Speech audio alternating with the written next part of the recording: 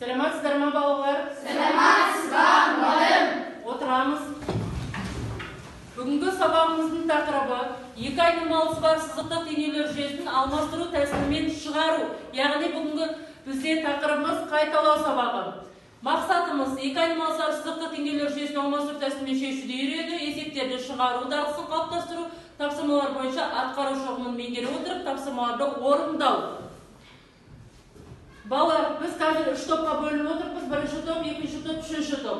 Топ барысында, жұмыс барысында өз көзқарасымызды білдіреміз, өзгенің ойына ілеспеуге, қателік жіберуге құқығы бар. Жұмысты белгіленген уақыттан бастап белгіленген уақытта аяқтауы тиіс. Топтағы жұмыс барысында ешкім сөйлеушінің сөзін бөлмеуге, өзгеге сыйластықпен қарауға және басқалардың айтқанына күлуге болмайды. Түсінікті ме балалар? Жақсы. Енді оқушының мақсаты, яғни бізде оқушының мақсаты 3 деңгейден тұрады. Бірінші деңгей кім? Бірінші деңгейде оқиды. Бірінші деңгейде оқиды бізде. Сәния. Мен екі айнымалысы бар сызықты теңеулер жүйесін алмастыру тәсілімен шығару алгоритмін және оны натурал сандарға қолдана білемін. Жақсы. Келесі екінші деңгейін оқиды бізде. Екінші деңгейін оқиды. Ал Еркемай. Мен екі айнымалысы бар сызықтық теңдеулердің жүйесін алмастыру тәсілімен шығару алгоритмін ондық және жай бөлшектерге қолдана аламын. Жақсы, отырамыз. Келесі үшінші деңгейде, алып өсемін. Мен екі айнымалысы бар сызықтардың теңдеулердің жүйесін алмастыру тәсілімен шығару алгоритмін өмірде қолдана аламын және күрделі теңдеулердің шешімін таба аламын. Жақсы, өте жақсы. Енді бала сіздерге жұмысы берілді. Бізге 1497 мен 1499 есеп берді. Барлықтарын ашамыз, бір-бірлерінің дәптерлерімізді алмастырамыз. Бізде тақтада жауап берілді. Сол бойынша жауабын тексеріп шығамыз. Сосын балдықпен белгілейміз, күнделікті сабақтарында. Дұрыс болған жағдайда 5 ұпай, бір есеп қате болған жағдайда 4 ұпай. Тексереміз. Тексеріп болдық па балалар? Жақсы. Енді біз, яғни келесі үй тапсырмасы бойынша ережелерді қайталауға берген. Енді сол ереже бойынша сұрақтарға жауап берейік. Бірінші, екі айнымалысы бар сызықтық теңдеулердің шешімі дегеніміз не? Кім айтады? Екі айнымалысы бар. Рахман. Екі айнымалысы бар сызықтық теңдеулердің жүйесіндегі теңдеулердің әрқайсысына тура теңдікке айналдыратын айнымалылардың мәндерінің жұбын сол теңдеулер жүйесінің шешімі деп атайды. Жақсы. Келесі сұрақ. Екі айнымалысы бар сызықтық теңдеулер жүйесін алмастыру тәсілімен шешу үшін біріншіден не істеу керек? Ал Айзерей. Екі айнымалысы бар сызықтық теңдеулер алмастыру тәсілімен шешу үшін теңдеудің біреуіндегі бір айнымалынан екіншісі арқылы x'ті y арқылы немесе y-ті x арқылы өрнектеу керек. Жақсы, келесі. Екі айнымалысы бар сызықтық теңдеулер жүйесін алмастыру тәсілімен шешуде екіншіден не істеу керек? Екіншіден Ибрахим. Шыққан бір айнымалының сызықтық теңдеуін шешіп, ондағы айнымалының мәнін табу керек. Жақсы, дұрыс па балалар? Жақсы. Келесі, екі айнымалысы бар сызықтық теңдеулер жүйесін алмастыру тәсілімен шешу үшін үшіншіден не істеу керек? Перизат. Аталған өрнекте екінші теңдеудегі осы айнымалының орнына қою керек. Сонда бір айнымалысы бар сызықтық теңдеу шығады. Жақсы, өте дұрыс. Келесі соңғы бізде екі айнымалысы бар сызықтық теңдеулер жүйесін алмастыруда төртіншіден не істеу керек? Ал қайтып тестесіз. Аяжан. Табылған айнымалының мәнін ықшамдаған жүйенің кез келген теңдеудің орнына екінші айнымалыны қою керек. Жақсы, балалар, ереже барлықтарымыз есімізге түсті ме? Жақсы, олай болса келесі оқулықпен жұмыс. Бізде оқулықпен жұмыс 1425 есеп. Кім шығап жақтаған 1425 есептен бастаймыз? 1425 біріншіден алсам, шығамыз. Қалғандарымыз орындарымызда шығарып, кім бірінші жүздеп, маған көрсетіп отырамыз. Сол топқа ұпай беріп отырады.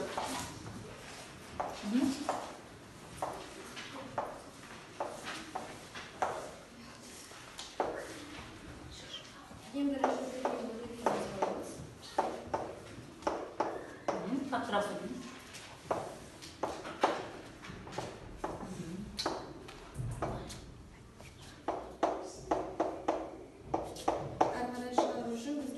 x арқылы өрнектейтін боламыз. x тең 2 қосу y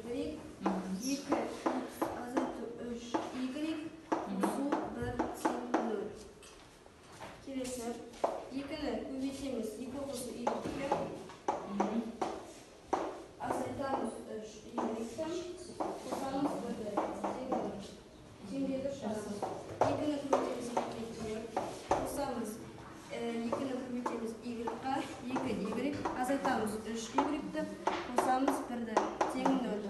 2y-ті азайтсақ 3y-ті минус y болады және 4-ті қоссақ 1-де 5 болады. Сонда y минус тең қосу 5 тең 0 болады.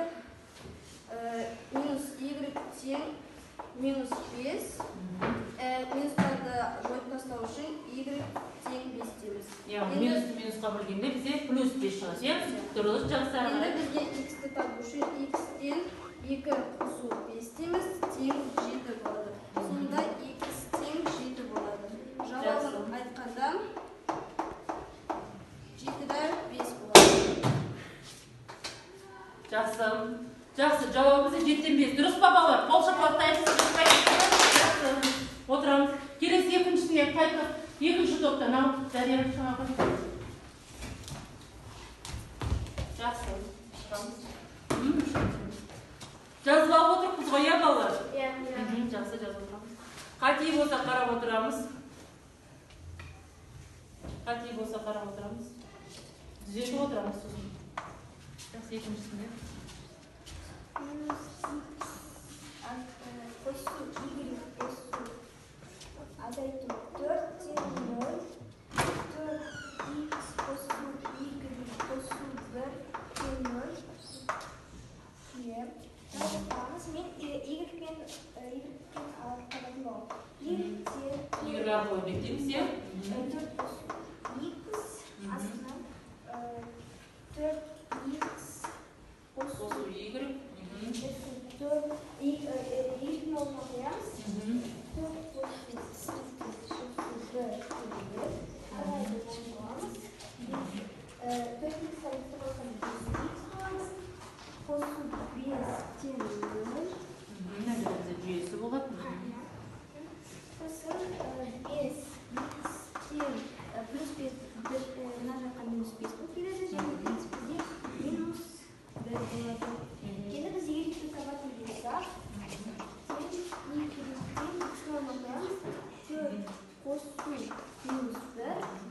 Бұл жерде азайтылады, сонда x тең 3 болады. Жақсы, 3 болады. Жауабы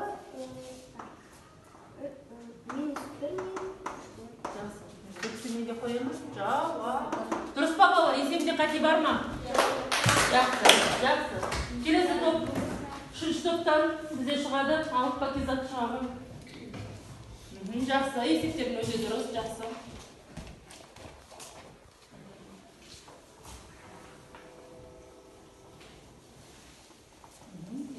Қалғандарын өзіміз шығара береміз. Тексеріп отырамыз.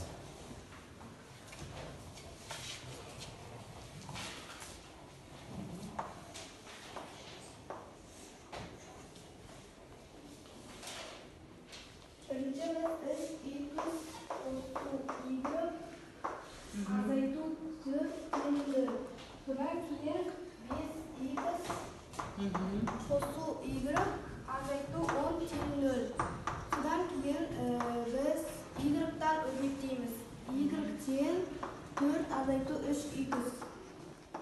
Содан кейін астындағысын жазып, y-тің орнына осы қоямыз. 4 азайту 3x азайту 10 тең 0. Енді бұл теңде болғандықтан арқаттай шығарамыз. 5-тен 3-ті азайтамыз 2x тең 10-нан 4-ті азайтқанда 6. X-тен 6-ны 2-ге бөлсек 3. Жақсы. Табылды, енді y-ті табамыз. Y-ті табу үшін 4 азайту 3x 3. Y-те 3 болғандықтан 3-ті 3-ге көбейтеміз 9. Y-тің жауабы минус 5 болады. Яғни барлық жауабы 3 минус 5 болады. Жақсы. Жақсы.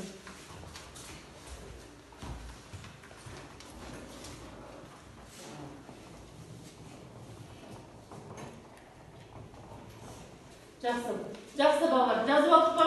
Дұрыс па есебі? Жапалақтаймыз. Жақсы. Яғни осымен қайталау сабағымыз есіңізге түсті ме?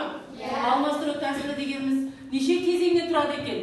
4 кезеңнен тұрады екен. Жаңа біз ережелерін айттық, қандай тәсілмен орындау керек екен. Жақсы балалар, осымен сабағымыз аяқталды.